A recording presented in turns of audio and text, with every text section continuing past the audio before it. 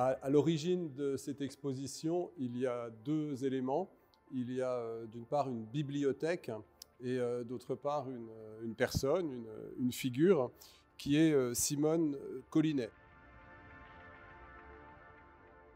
Ce qui est passionnant avec Simone Collinet, c'est qu'elle va être la première femme d'André Breton. Ils vont vivre ensemble pendant 9 ans et elle va accompagner toute la période dite héroïque du surréalisme, c'est-à-dire toutes les premières années du surréalisme, en occupant une position qui est à la fois centrale et marginale.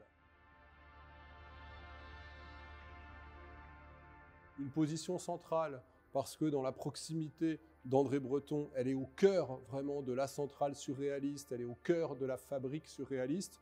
Une position marginale parce que, en tant que femme, elle est constamment périphérique, mise de côté, étant entendu que l'on peut considérer que le surréalisme va avoir un rapport extrêmement ambivalent à la femme ou aux femmes, en faisant de la femme un objet central en tant qu'objet, précisément, en la plaçant au centre comme objet de fantasme, de pensée, de poésie, mais en la plaçant à la marge ou à la périphérie en tant que sujet.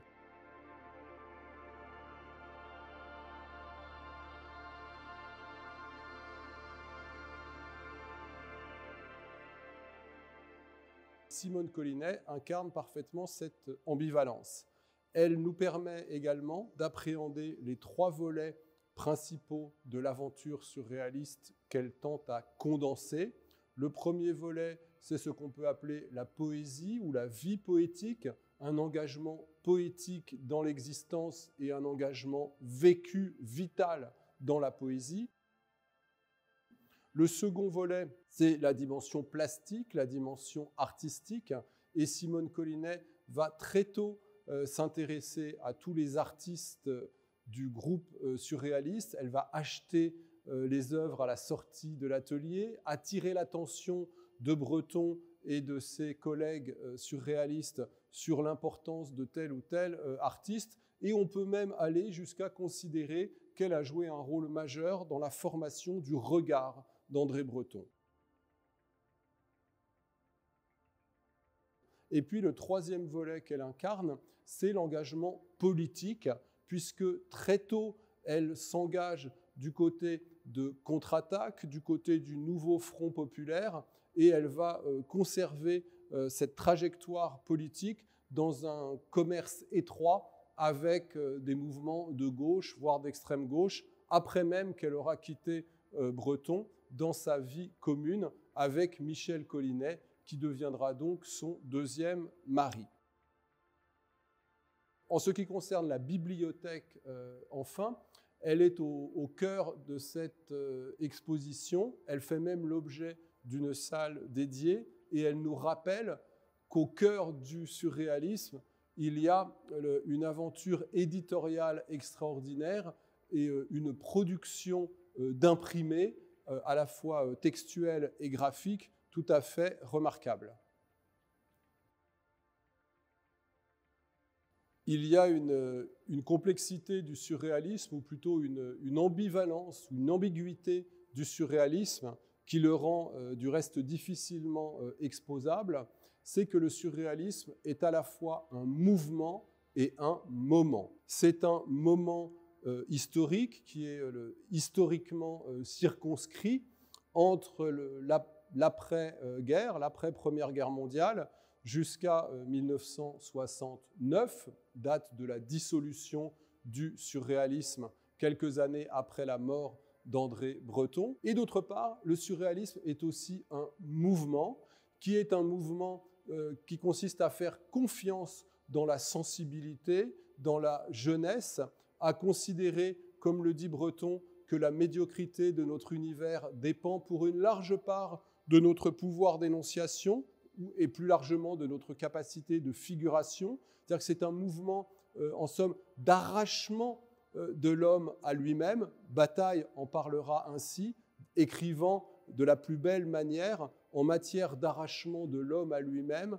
il y a le surréalisme et rien. Ça veut dire en matière d'émancipation, en matière d'aspiration, en matière aussi de défiance ou de remise en question de la rationalité, de définition de l'homme comme un être rationnel.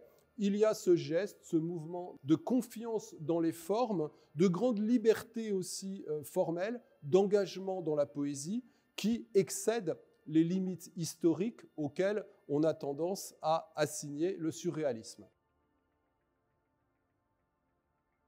Donc il y a cette ambivalence. D'un côté, le surréalisme est un moment historique, de l'autre, c'est un mouvement transhistorique. Pour rendre compte de cette complexité ou de cette ambivalence, il m'a semblé nécessaire de construire une organisation de l'exposition qui nous permette d'agréger en fait tous les éléments qui font la complexité du surréalisme. Cette organisation est une organisation topographique qui se répartit, se déploie en 5 lieux que l'on parcourt en parcourant l'exposition. Un premier lieu dans lequel nous nous trouvons maintenant, qui est la rue, dans laquelle nous pouvons aborder, disons, la dimension à la fois d'engagement politique du surréalisme, le surréalisme comme manifestation, mais aussi la dimension poétique, puisque la rue est le lieu par excellence de la rencontre amoureuse, de l'aléa, du hasard. Le deuxième lieu, c'est la galerie, que nous avons appelée la galerie du Capricorne, qui est une galerie fictive, qui nous permet de rendre compte de la dimension artistique ou plastique du surréalisme. À l'étage, il y a 3 autres lieux. La bibliothèque, qui nous permet de déployer à la fois la bibliothèque de Simone Collinet, mais aussi tout ce qui, dans le surréalisme, a un rapport avec le livre, avec l'écrit. Le 4e lieu est le musée, qui est un petit musée que nous avons souhaité consacrer à Simone Collinet. Et enfin, le 5e lieu est un cabinet que je ne spécifie pas, mais qui est à la fois un cabinet de psychanalyse et un cabinet de curiosité, qui nous permet de représenter le versant nocturne, du désir sauvage, débridé, de tout ce qui a à voir aussi avec la fantasmagorie, l'imaginaire chimérique du surréalisme.